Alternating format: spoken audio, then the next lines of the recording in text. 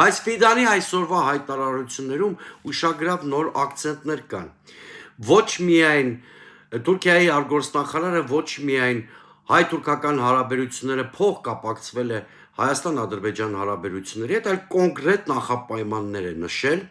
որոնց բավարարման դեպքում է հնարավոր Հայաստանի եւ Ադրբեջանի հարաբերությունների, հետո նաեւ Հայաստանի եւ Թուրքիայի հարաբերությունների կարգավորում։ Նա ասել է, որ չնայած Վաշինգտոնի հռչակագրերում այդ մասին չկա, բայց Հայաստանը պետք է Զանգեզուրի միջանցքի հարցը լուծի եւ Սահմանադրության փոփոխությունների հարցը պիտի լուծի, որպեսզի կարողանա հարաբերություններ ակնկալել նախ